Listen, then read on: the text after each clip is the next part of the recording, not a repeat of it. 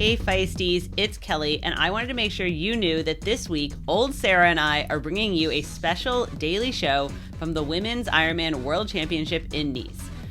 Your regular podcast on our break this week, then they'll be back. But we, in the meantime, will have all the news and interviews from the ground here in France, and you can sign up for our short daily newsletters, enter the giveaway from our sponsors, now worth over $3,000, and you can RSVP for our underwater photo shoot and shakeout run at the link in the show notes or feistytriathlon.com/not here to play nice. And of course, get your not here to play nice shirts.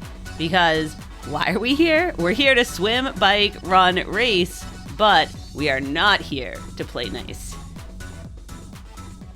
Good morning from Nice. Sara Gross here, and I am here with Kelly O'Mara. Kelly, we're in Nice. How's Nice? How's Nice so far? I didn't even have an end to that sentence. It was like, how's yeah, Nice? It's because you didn't sleep very much last night. We're starting off strong. Mm-hmm. We're staying in the nice part of Nice, and I will tell you. So I've been here for last year's race for the 70.3 Worlds, and I've never stayed in the really nice old the old town, the super historic old town. This might be the oldest building I've ever been in. Like, this is a 1700s building, I think. Yeah, and that we're staying in, like our Airbnb. The streets are like the stairs we had to walk up weren't quite wide enough for like a suitcase. Barely a suitcase. Yeah. Mm-hmm. But I do think I actually think quite a few of the triathletes and stuff are staying around here because it is nice. It is fun. It's like makes it more, it's very tourist heavy. It's an authentic experience. Well, I don't know. Authentic might be the wrong word because it's very tourist. Yes, but like coming out here, like look, just looking out our windows. Yes, look, guys, I know this on the podcast. I know this is a podcast, but if we look out the windows, we can see there's people who have lived here for generations with their laundry out the window. So I think it's also so I was gonna say, so the other time I've been here, I've stayed in like Nice is a 1 million person city, and I think a lot of people do forget that. Yeah. And so I've stayed in like the city part before, where it's like. We ran into a friend last night and he was like, yeah, like I thought we were going to get robbed last year when I came to like get a drink with you. So yeah, there's parts of it. I mean, it's a big city. It's not a little city. But this part is like the part I think people think of when they think of. Yes. We're staying in the quaint, cute, by the water, right by the ocean front. Near the Nice, the I Love Nice sign. I Love Nice sign. But I think one thing that's been really interesting is like having a world championships in a big city of 1 million people is that like, well, we've actually bumped into like maybe 3 different people we know, which I actually think is incredible. Given that there are 1 million people. That I don't think I've seen that many triathletes yet. No, not yet. I mean, so it's Monday morning. I do think a lot of people are getting in now. Like I know because having tried to set up interviews and stuff, a lot of the pro women were staying like just out of town for like the last week or whatever, however long, depending on where they came from and time zones and adjustment. They've been staying out of town because the training is better when you're not like having to bike through a 1 million person city, right? Like, yeah, makes sense. And so they are all kind of staying out of town and just starting to come in now for race week, so they don't have to like travel as much, right? And then a lot of the age groupers I know are getting in like yesterday or today, like they're just getting in. So I think we're going to start seeing more and more triathletes. But I do think it's a thing, like a lot of people have been asking, like, what's the vibe?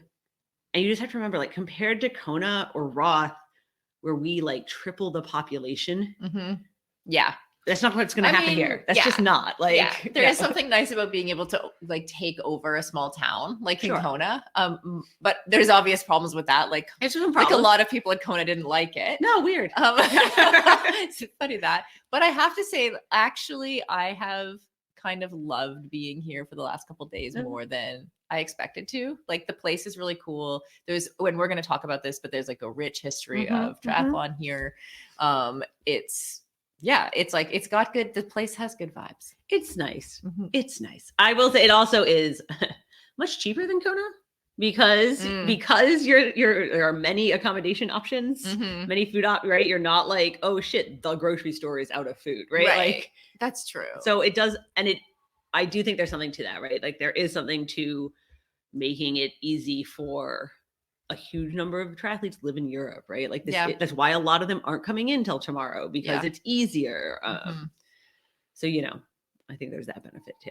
Yes. And we have been, because we're staying in the old town, like we can wander down, go to a really nice restaurant. It's not that expensive. Like, I feel like it's a really nice place to come visit. And that's what you want. That's what you want. When you're bringing your family and friends to watch you race a race that takes all day. The Italian restaurant across from where the expo was setting up, I think it opens tomorrow or Wednesday. The Italian restaurant across from it, when we went last night and we were like, oh yeah, the Ironman, her eyes, she was like, oh no. She's like, oh no. You gotta imagine next the weekend. Italian restaurant across from the expo is going to be overrun. And then she just said, oh no, I'm working next weekend. And you can see her processing like what was about to happen.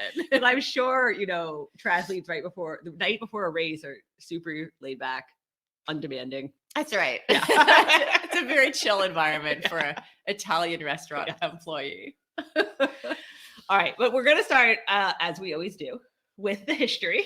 So we figured we'd talk about why Nice. Like, obviously, we're talking it up and we're like, oh, why Nice? Because it's lovely and, there are yachts. But that's not really why, right? Like, why Ironman picked Nice for this, like, first world championship outside of the U.S.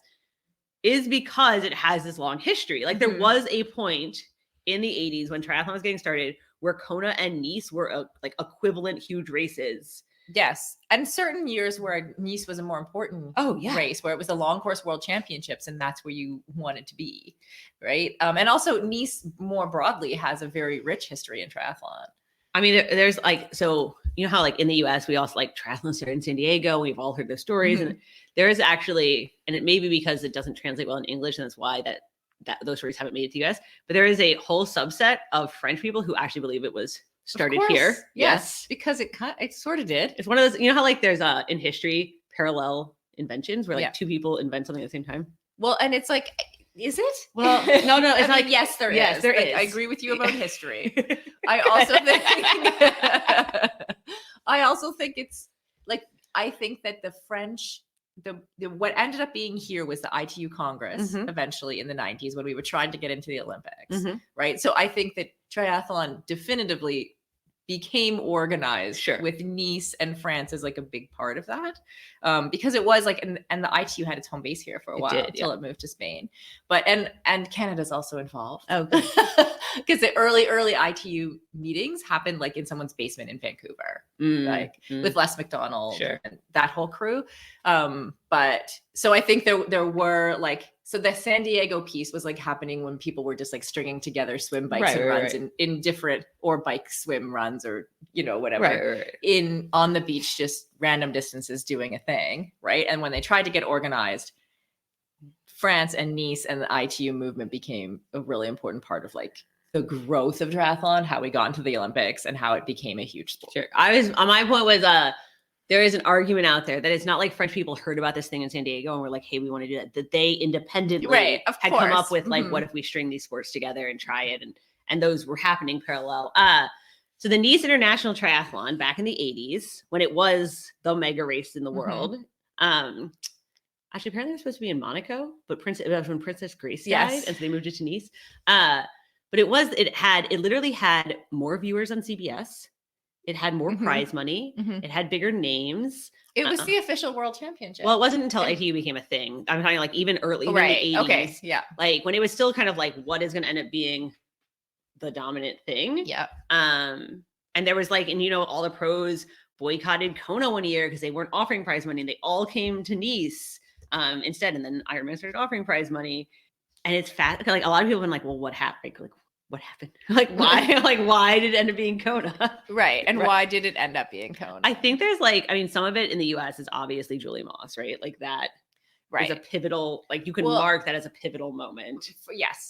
For growth of Ironman. For why Ironman won out. Yeah. I mean, it's the question, like the sub question of what happened in Nice is why did Ironman win, right? Yeah. And also, I think just to note here, we used to call, even when I used to race, like I used to race ITU long course distance, I was like funded to do that distance because it was connected to the federation when I first started triathlon, and like funded through the federation. And it was like, we used to call it the Nice distance, right? Which is the long course world championship distance. That was like 4K, 120K, and 30K. And I did my first pro race here in Nice at that distance, which was still like the same legacy race that existed until Ironman bought it. There was some, like, it did change hands a few times, and like people kind of mismanaged it in like the 90s and stuff. So that, like, so when you say it was that would have contributed. Right. When you say it was a legacy race, like there was these like years where like they fucked it up, right? And like they went from like 1,000 people down to like 300, and then like there's some of that. But like I think one of the big issues is in all of that historical fighting that like you kind of like that was happening with the ITU and the like who's gonna win out here and like how are we gonna get in the Olympics. There was this whole head-to-head, and ITU banned pros. If they were gonna race Kona, they weren't allowed to race ITU races. And they also said our world championship is the only world champion. They went to court with Ironman over calling Kona the world championship, which Ironman kind of famously settled and, you know, won the right. And they kind of put all their eggs in that basket and they like lost. It's so interesting because then I can see why they made that move. Right. Because typically you don't have a sport with a world championship that's not connected to the federation. No. Right. So like they were the federation. They're like, we are the sport. Like I understood why they may have felt that like we're the federation, we're the sport, we're the world championship. You can't call it anything else. Cause there's no, like, you know, now, like we often talk about how like Ironman's a corporation and it's unusual for a sport to be run by a corporation. Right. So like really it was Ironman that was very much like breaking new ground in terms of being a company that was running a world championship outside of a federation. I think there was also, I mean, if you go back into like there were competing federations in the US at one point, right? You know what I mean? Like, and then there was like, then when they wanted it to be in the Olympics, they kind of had to, you know, as that took years, there had to be like someone who won, right? Like, so there was a lot of power struggles and a lot of like which pros are going to go to which races. And there was a lot of banning of, it wasn't just the idea, like a lot of like, well, if you race the Bud Light series, you can't race the whatever banning. Yeah, there's a lot of like counter ban. Like it was very much a power struggly thing. Yeah. And so I think these kind of lost out in all of that. Yeah.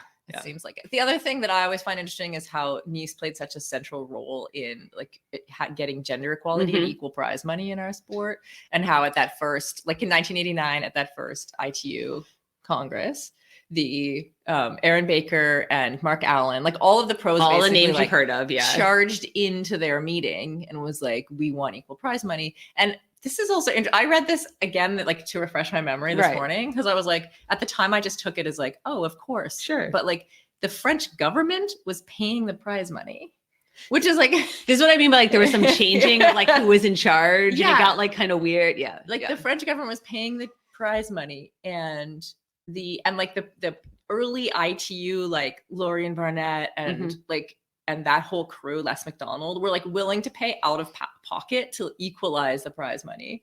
And then the French government finally said, like, okay, we'll make equal prize money. And it was also the other interesting thing about that, like that happened here in Nice, is that like the male pros and the female pros like stood up together. Oh yeah, that's what you and I have talked about. This. It's crazy. It's like imagine, guys. That like the women showed up and were like, guys, this is fucked up, because they weren't going to pay the women as much. And they all got together and everyone agreed, like, no, we're all going to boycott if you don't pay everyone the same. Right. And I've like talked to a lot of these guys since then, and to them, like, they're just kind of like, yeah, like it wasn't. And all the same questions were there. What the women's field isn't as deep. And the guys were like, well, this will help it get deep, right? Yeah. And they're like, oh, well, they're not as good. And they're like, have you seen Aaron Baker? Like, are you kidding? Yeah. Yeah. Like when I wrote about that years ago, like literally that's what Mark Allen was saying. Right. Like he was like, Aaron Baker was such an incredible athlete. All you had to do was watch her to be like, oh yeah, like the women's field's amazing and it can clearly develop further if we invest in it. Yeah. And a lot of the men just felt clearly like they told me, they were like, this is the only way that's fair, is if there's equal prize money. It's fascinating that like you know, what's the word I'm looking for, we've had the same arguments for 40 years and that people think they're still new, and that they were like, you know, these guys were there 40 years ago. These weren't like revolutionary people, it was just made sense. Yeah They just wanted things to be fair. Yeah. I also think, like we talked about, like at the time triathlon did have much more of a spirit of like breaking new ground, like adventuring, going out there together and figuring things out. And like, and I think they wanted to be associated with that. Like with like gender equality and like progressiveness too in the early days, especially. It was very like, we're all in this together. Yeah. Not exactly the same. All right. We're going to take a quick break and hear from our partners. And then we are going to talk about this year's race and what we're looking forward to. Every triathlete deals with injuries, and more times than not, injuries mean less running or even time off from running. This is where Lever comes in. Lever uses a skeleton frame and elastic cord that you can build yourself and fit onto most treadmills. The system holds you slightly above the treadmill, allowing you to move under partial body weight support. You can take up to 45 pounds off your body weight, meaning that you can run on the treadmill but with less impact on your muscles and joints. This can be helpful in returning from injury or maintaining high volume training while reducing the likelihood of getting injured. Running at a reduced body weight allows you to run pain-free through niggles, rehab from injuries, and increase your performance. The Lever system was also the award winner of the Best Run Product by Global Triathlon Awards and is only around $1,000.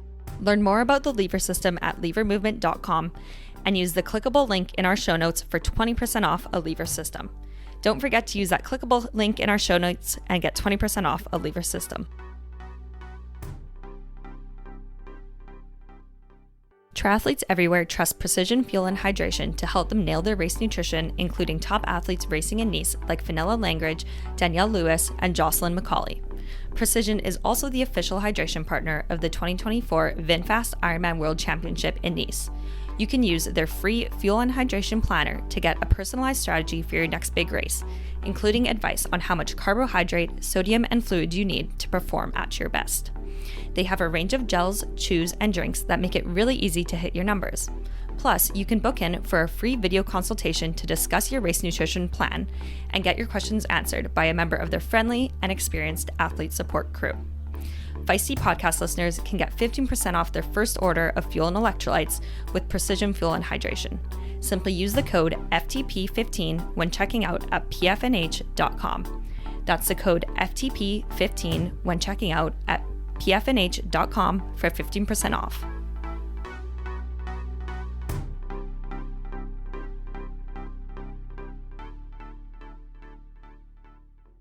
Your nighttime routine and sleep is a crucial part of being able to consistently perform. Taking Pillar Performance's triple magnesium every night before bed activates your parasympathetic nervous system to help you fall asleep and stay in restorative sleep phases for longer. After consistently taking Pillar, my sleep score has improved on my Oura Ring.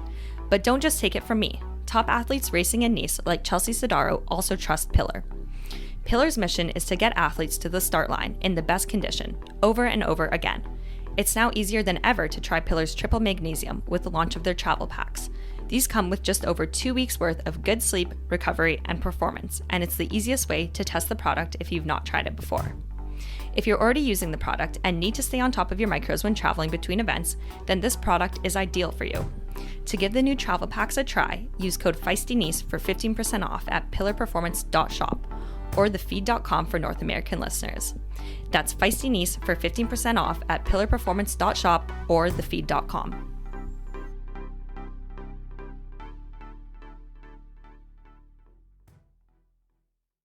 All right, besides the fact that it was very exciting historically, why are we back here?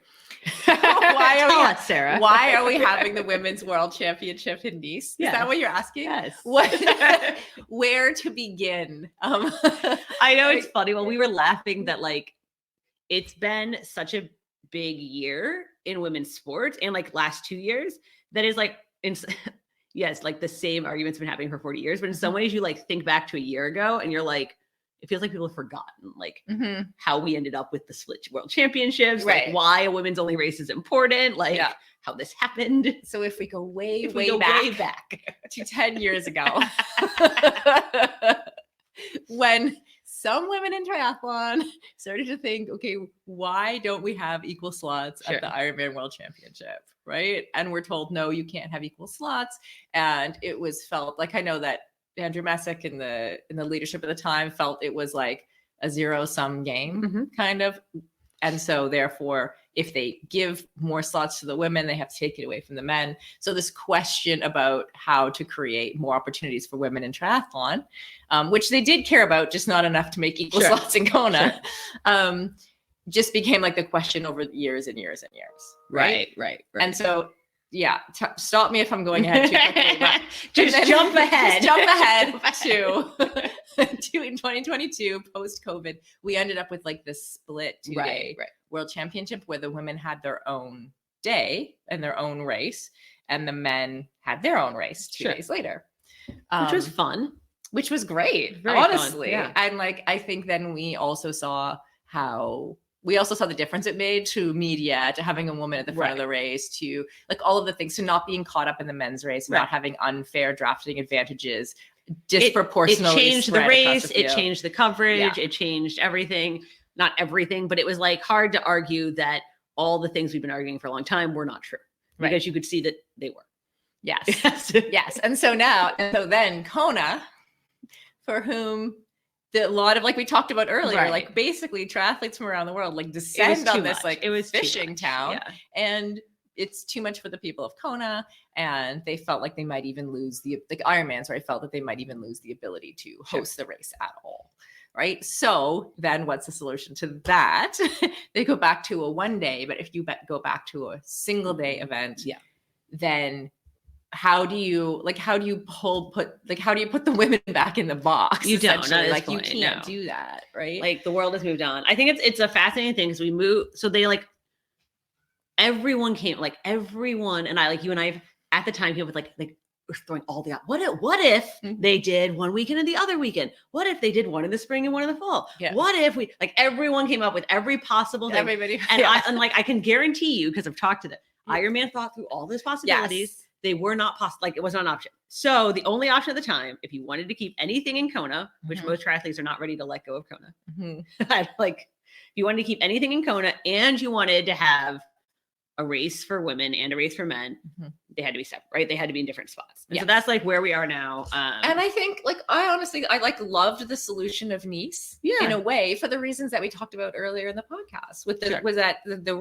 sport, which is still very young in sport terms, had this rich history in this place. Like, it's an obvious choice. Right. And so then last year, of course, the men had their world championships here, and now this year the women do. And so here we are. There you go.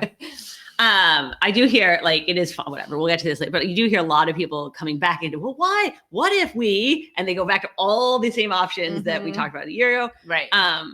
But I think it's hard to go back at this point, because who are you going to take what from? Because you're going to, like, there's no way. Like, how are you going to fit everyone in? To go back to a 1 day without someone losing from here. And there's probably no way to do a 2 day still there. I would guess, unless there's some change of heart over there in Kona. Yeah. I mean, maybe Ironman, maybe there will be. I mean, that's the best. That's literally the best solution. But it's also like, I think the other thing that a lot of people, I was here in Nice last year for the men's race, and we're talking now about this year's race. I think a lot of people also realized it was really nice having a different course. Yeah.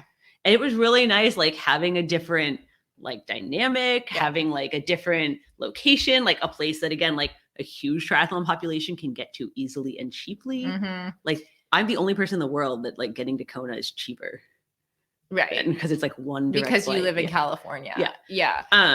Obviously there are other people who live in California, but you know what I mean. And I think, what? You're not the only person? But it's like, I think you saw this last year, that there was like, oh, there is actually, it's not just about equality. Right. And also about global location, about having a world champs that moves around a little bit, has a different climate, also a different course, like the hilly course. A lot of the, what would you say, in Kona, like a lot of the complaints about Kona is that you end up with a world championships that suits an athlete that does really well in the heat and the wind, and that is like either a really good time trialer or like willing to is able to sit in to some extent, play the right game. Yeah, like play the game in the pack, where in a hillier course, you're like out there on the hills. There's more separation on the bike. A strong cyclist who's good at the hills can thrive where they might not be able to win in Kona. And this course is, and like, I think one of the only, not the only, but like, if you wanted to maintain a rotation world championships, which is obviously like has been my vote for a long time, like pick 4 locations in the world, rotate. If you want to maintain one in Nice, I do think you have to kind of lose Ironman France, because it's not quite as special to have the same course. But so getting to the course discussion, or just move Ironman France to move it back to Gerald. Yeah, it's fine. But it's about 90% the same as the Ironman France course, the world championship course here. There's a couple small differences on the bike. This whatever, like few little, but for the most part, it's still like a swim in the ocean right here. Super hilly bike. It's like 8,000 feet of climbing. Yeah. Have you ever raced here?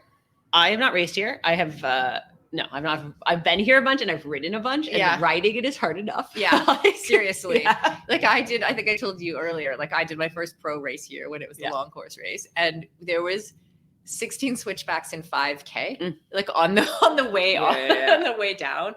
And that's like, and I'd actually been training in France all summer. And even then that was nuts. Like, and I'm not a descender.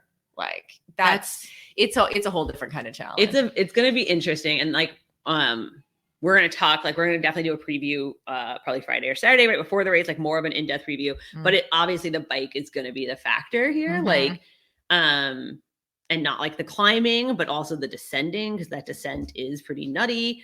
When we had 70.3 Worlds here, like, I do think a lot of people underestimate Lucy. And she climbed very well, but then like Daniela, who isn't here now, obviously, just like bombed that descent. Right. Like, oh my God. So yeah. And the other thing not to be underestimated about this course is like coming off of that hard bike ride onto running in literally the hottest place in Nice. It's like, very not pleasant. If it's 25 degrees, it's really nice here in Old Town where we're like between the big buildings. Right. But out there on the promenade, it's hot as heck. So I know if we were riding listeners, like basically heard me bitch about running on the promenade for like 10 minutes last week. Like I have like trauma about running on the promenade, but it is quite hot. It is. I know people underestimate. It's exposed. It's hot. It's 4 loops. It has a whopping 100 feet of elevation over the marathon. So like there's no, like, you know how sometimes when you get off the bike in a triathlon, you're like a little bit of hills actually is like night, like it like gets your legs going. Yeah, you get your leg speed moving. Yeah, and it like it makes your like back loosen up a little. This is just like no. It's true. This is no. I definitely suffered out there when I raced this too. I remember that very clearly. So it'll be, and I know it's still like, obviously like the best athletes are still the best athletes. Like we saw that again in the men's race last year here. Like you still see the same ish people, but it does change it. And I do think that is exciting. I think that's fun. It'll be nice to see. Cool. And Kelly, what are we doing here the rest of the week? Well, besides hanging out on the beach. The beach, which is just rocks in a pile, really. I like how I like warned you yesterday that like there were a lot of rocks and it's hard. And I knew. You didn't have to warn me. I've been here. And then you just like fell into the ocean. I just overestimated my capabilities of walking in rocks. Yeah. It's true. So we're starting, obviously we started out today with, kind of us talking about the history, but we will be talking to a ton of athletes this week. We're interviewing like all like Anne and Laura and Chelsea and Daniela is joining us at the end of the week to help us preview. And so we will be talking to like a lot of the different racers, athletes, people in the race. People who do the race. What do we call them? The race. The athletes. Yes. And so you will hear from them. And then, as everybody's getting into town now, we're gonna scene it up. Like you got to come by the pop-up shop. The pop-up shop. Okay.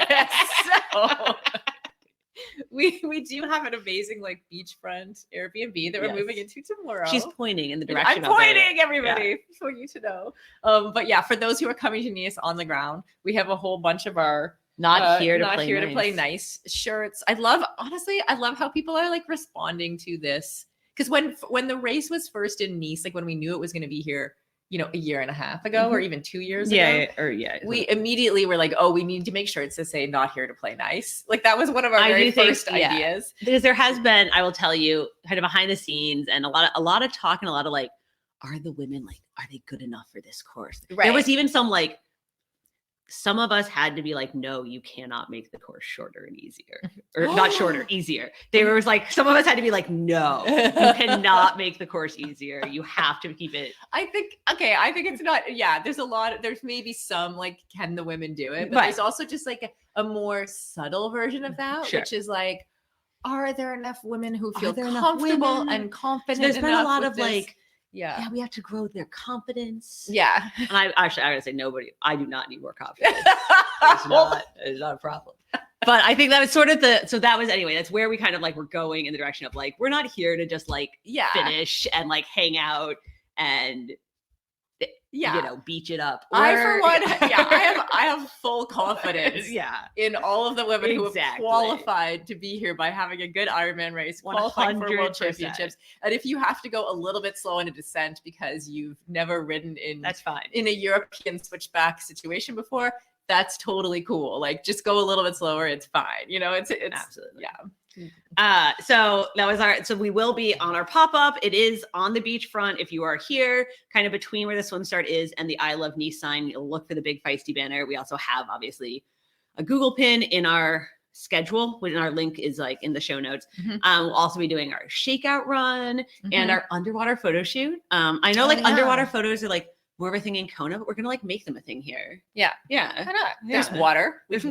go under it and take photos. So we'll be doing that. You do need to RSVP so we can make sure we the photographers all set up. Yeah. And we're gonna have a lot of fun. And the first 25 people to purchase a Not Here to Play Nice shirt get a free pair of Feisty Gooders, which I looked up and are worth $40. So she says that this basically means you're making money. So the shirt is worth $30. You pay $30 for the shirt, and then you get a $40 free thing. You make $10. It's why would you not come and you get to talk to us at the pop-up shop? I mean, obviously. This is like so many wins. So we'll be here all week.